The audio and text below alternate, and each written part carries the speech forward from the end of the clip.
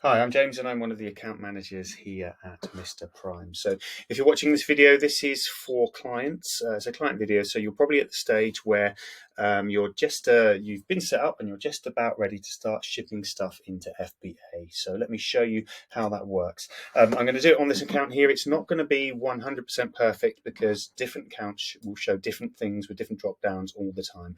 But this will certainly help you get on your way. And then if you do get any questions as you run through this process, then obviously you can watch this video again, or you can actually just drop your account manager a message and ask for some help. So let's see what we can do to help run through this. So in this account, you're in Seller Central. Obviously, go to Seller Central, the main place here. If you don't have these bookmarks along the top here, you click up here and you can add these if you like. So now what you're looking for is manage all inventory. So it's in inventory here, manage all inventory, and you can actually add this as a bookmark by clicking on the top here. You can see that's disappeared and come back and forth at the top there. So I'm adding that as a bookmark at the top, manage all inventory. So if I click on here, manage all inventory. Now, if we've set this account up for you, what you should see in here is something that looks very similar to this. So this will be your parent listing at the top here, and then perhaps two different other listings or however many listings underneath. Each one of these is an individual listing. So you can see this listing here, and then they have kind of edit options at the end here. Now, if you're going to be shipping stuff into FBA, what you want to do is click on the side here, and then drop down to send replenish inventory. Now it will show send replenish inventory if it says fulfilled by Amazon. So that means it's FBA, fulfilled by Amazon. If your listings here show a fulfilled by merchant, it will actually say fulfilled by and it will say merchant there. So that means they're FBM, fulfilled by merchant. So you've got a couple of different options there. So if it's FBM, fulfilled by merchant, that means you'll be shipping the stuff yourself. So you don't need to shift stuff into FBA. If it actually says merchant there and you want to turn it into FBA, fulfilled by Amazon, you click on this here. It will show slightly different. It will say along here, it will say convert to FBA in one of these here. So you just click convert to FBA and then it will take you to this next page that I'm about to show you. So click on here and then go down to send replenish inventory for FBA. It will take you to the shipping queue, basically. So in the shipping queue, this is called the shipping queue, and it walks you through step by step of exactly what you need to do and where you need to go, basically. There's a few things in here, and it will take you from the top to the bottom for filling these things in. So starting at the top, this is the product that we're going to be shipping in. So there's a few things that you may have to do the first time that you do this. So one of these, for example, is packing details here. So I think by default, it will say individual units. Now, what you're going to want to think about is what you want to do. If you're just going to be shipping in these products one by one, then you can put however many units you want in there. And then every time you edit something here, it will give you the next option below once this section is complete. Most people will not be shipping in one unit at a time. They'll be shipping boxes of units. So if you were shipping one unit though, say it was a really large item, you just put one in there, and then it will bring down your next options. You can say ready to pack, and it will bring you the next options of how you want to pack them and ship them into Amazon. For most people though, what it's going to be is you click this drop down here. Now, this is the best advice with this really is if you're ever unsure and if something that you want to do doesn't work, for example, you see it's not bringing up boxes there and you don't know why, quite simply, just look at these little arrows around. It's relatively self-explanatory. So just click these arrows here and it will give you different options, and then it will kind of usually give you an idea as to what you want to do. So this one, for example, says create packing template. Now, what that means is if you're going to be shipping in the future and you're going to be shipping, say, a box, and one box has 200 units in it, you want to create a packing template for that. And that template's going to tell you all of the sizes and things for that, for example. So click on there. And this is the sort of thing that you'll only have to do once, for example. So let's say, for example, this is a case pack, which means a pack which has 200 units in that pack. Then you will put 200 X units case pack. That's just in this example. Then how many units per box? You put 200 in there. Then you put the size and the weight dimensions. Then no prep needed, because if you're doing it yourself and you're putting your own barcodes or stickers or anything else like that on there, you generally won't need it. The only time you would need to add prep would be if you're paying Amazon extra money. So you just want to ship the boxes in and you're paying them extra money to add barcodes, add ASIN stickers and all that kind of stuff, basically. But for most people, you're going to have your own boxes with your own labels and your own barcodes and that sort of thing on there. So add this info that you need in here, stick it in, click save, and then that will save that as a packing template. And then the next time you come to here, it will show you packing template. You click on here and it will bring up that 200 one there. So one of the next things you'll see here is manage inputs. Let's have a look on here. No, there's nothing to add there. Sometimes it will show here actually prep required. What action is needed? Who needs to make the prep? So you can click on that if it's there and if you bring it up, because I'm trying to think of all the other things that often come up in the account that isn't here in this example. So sometimes it will show you there who preps. So you click on there, it'll open up and it'll give you a little drop down and it will say Amazon preps or seller preps. For most people, it's always going to be seller preps, and that basically means that it turns up to Amazon exactly how they want it. So it's going to have, perhaps it's going to be in a mailing, a clear OPP bag, you call them, a clear plastic bag to protect it, or it has its own stickers and barcodes on there. So for most people, that's going to be that. So it's just going to be ready for the Amazon to pick it and basically stick it in one of their cardboard boxes and ship it out. So let's have a look on here. Let's see how much further we can take this one while I'm doing this. And again, this is going to be different for all kind of accounts. So I'm just trying to do as generic as possible to kind of do this. So let's have a look. So we've got packing template there. We haven't picked a packing template for the moment because I'm not going to put those sizes in.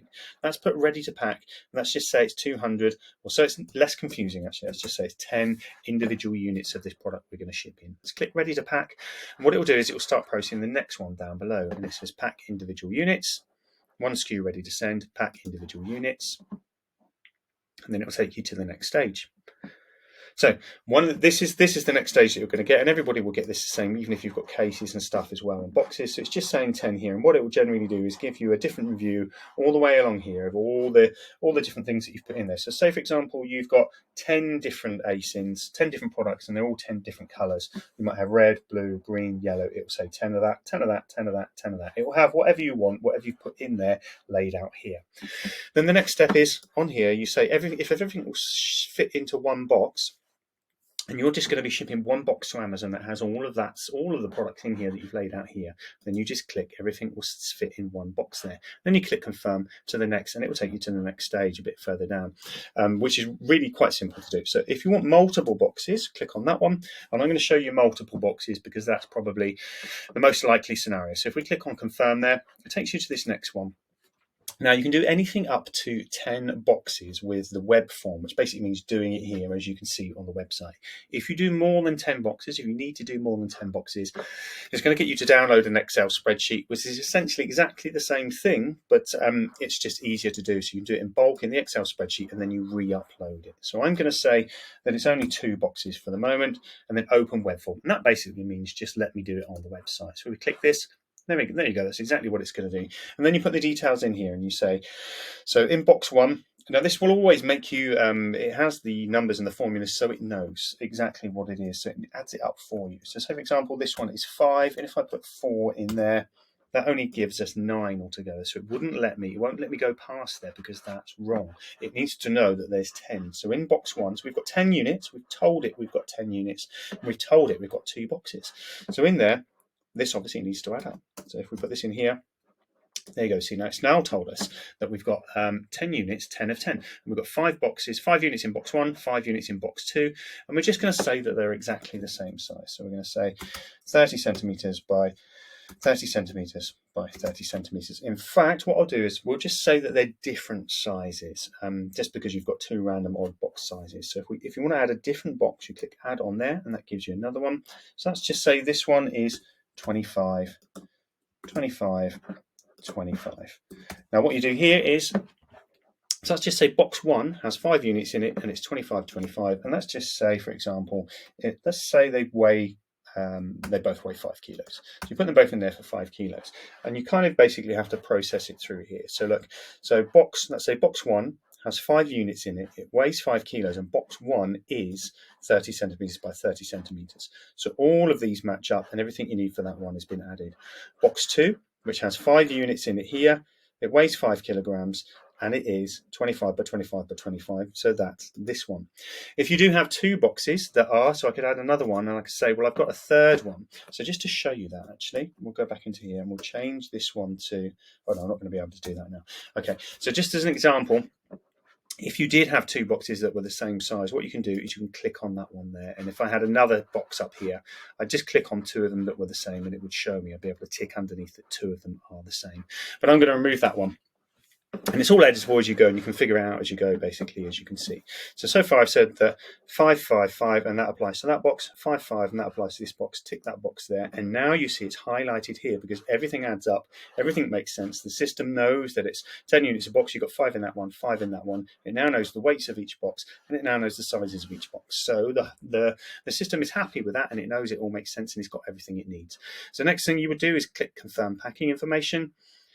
And that's going to take it through to the next thing. And it's saying, it's giving me some warnings here because it thinks these weights aren't quite right because of the weights that we put into your listings in Amazon in the back end. So that's fine. It's just a warning. Dismiss warnings and confirm. If you do get warnings like this, just double check and make sure that this is logical and it makes sense to you. And and you say, yeah, I know that should weigh about 5 kilograms or whatever it is. Just double check that and make sure that's okay. I'm going to say that's okay because I'm just making this up. So dismiss warnings and confirm. So then it's taking us back through to the next section. So, so it'll bring us down to here. So confirm and continue. It's going to take us down to the next level. So confirm, shipping. We get down to the next level here. It's going to say the date. It's going to ask me what date to put in here. Now, this is somewhat irrelevant, this date. So all this actually does nothing and it goes nowhere. So basically, all you're doing is you're roughly telling the Amazon Fulfillment Center what date they can expect it. So it doesn't really matter, particularly if you're going to be shipping it by UPS. It's a completely different system anyway. So let's just say, for example, today is the 9th. Let's just say it's going to take maybe 3 days. So it's Thursday the 9th. Let's just say it'll be there on Monday the 13th. It makes no difference. That's really just so at their system, at their end, they've got a rough idea. Now, you've got a couple of things that come up in here, really. And this is the interesting stuff actually as well. So in this next section here, usually, unless you're shipping absolutely loads, you want to click small parcel delivery, which basically means it's just a smaller courier package. If you have got less than and a full truckload, click on here because that's going to be a bit bigger and it's going to give you some other options. And obviously it'll be very similar to what I'm doing here. So I'm just going to run through this one. So we've got small parcel delivery, SPD, and it'll give you the price starting on there. And that's because actually in this next drop down here, it automatically selects Amazon's partnered carrier, which is UPS. Now this is actually really, really good because UPS, as it says, UPS are partnered with Amazon. Now, what they do is they get a discounted rate. So you actually get Amazon's rates for shipping with UPS, which is absolutely amazing because it's generally kind of much, much, much cheaper, somewhere less than half the cost that it would normally cost you to book directly with UPS. So I'd always recommend doing that if you can. And then what you'll have to do afterwards is, so you'll get 2 sets of labels. Let's see how much further this goes. Yeah, there we go. So basically what will happen is you click on that, you say UPS. It gives you all the details here to ship, where you ship from. You will need to put your address in the beginning. You'll find that right at the very beginning of this process. And that is the first time you do it, it will probably ask you for that address. And that's pretty self-explanatory. Then it will take you on to these next steps. It's got all the information you need there. It's telling you this cheap price. What's going to happen now by booking it with the Amazon partner carrier UPS, it's actually going to, if you tick this box and then click accept charges and confirm shipping, what it's going to do is it's going to charge that. It says here £4.93. That £4.93 is going to charge it to your Amazon account. Then what you do, so that means it's actually paid. You've actually paid a much lesser price. So then that means it's booked with Amazon. And what will happen is it will give you a whole load of Amazon stickers, and it will give you some on those stickers. Those stickers will be the shipping labels that need to be stuck on the boxes, but they're actually just for Amazon's use. And in those stickers, on those shipping labels, they'll have barcodes and they'll have a code that starts with 1Z. And the 1Z barcode is what you're going to need, or the 1Z code, it's about 10 digits long. The 1Z code is what you're going to need to actually book this with UPS. Because just remember this, I need to be very clear about this. People often fall down on this. By booking this, saying you want to use Amazon's partnered carrier here, you're not actually booking it with UPS. You're just telling Amazon that you want to book it with UPS and you want that cheaper price. You put it on here, they will charge you that cheaper price when you click on here and click accept charges and confirm, but you're not actually booking it with UPS. What you're going to need is 2 sets of shipping labels. So eventually when you go through this process and you do the next stage, I won't do it here because the account will get charged. But what it will do is it will drop you down and then this bit will change and it will say, brilliant, it's all been accepted, it's all been booked in, and now here are your labels, print your labels. And it will give you the Amazon labels with Amazon barcodes and the 1Z shipping labels. You'll stick those on the boxes, but then you will need to contact UPS through the UPS website with your own account or on the phone or however you do it, and then book the collection actually as well with UPS. And when you do that, when you book it with UPS, what you'll need to do is use that 1Z barcode or that 1Z code that it gives you on these stickers here. If you do it on their own website, you put that code in and it will come up and it will say no further charges are required because this has already been paid for. Or if you do it over the phone with UPS as well, you can give them that number, and they will also know when they enter that into their system that no further charges will be required because it's already been paid for. Then when that's done, obviously if you're booking it directly with UPS, you'll get another set of labels from UPS. Those are the actual shipping labels. So eventually what you'll end up with, starting from here, you'll end up with a code with labels on here that are from Amazon. They have Amazon barcodes on.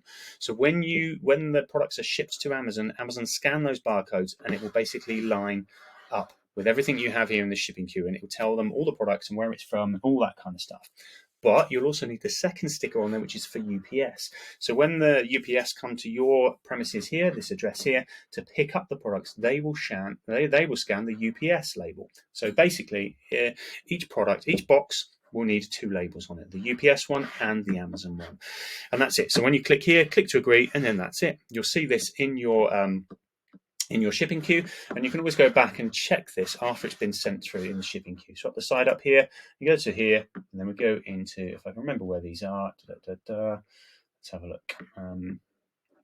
Should be inside here. Shipments. So here we go, inventory, in shippings, and shipments down the side. Then you can click that tab as well and turn that on. You can see I've already done that. So up here, so once all this is booked and I've done that, I can then follow that and just check shipments in the top up there. So there you go. Hopefully that makes sense. I think that pretty much covers everything that you will need to know how to ship your products into FBA. I think, as I said, one of the key things earlier that I said is if you're not sure and if you're going through and something doesn't quite make sense, then all you have to do is just look for a drop down. Look for a drop down, click it, see what it says, change stuff, and then you'll generally find the right answer because it's not very complicated and it does move you from one stage to the next. Have a look. If you get any questions, let your account manager know, and best of luck.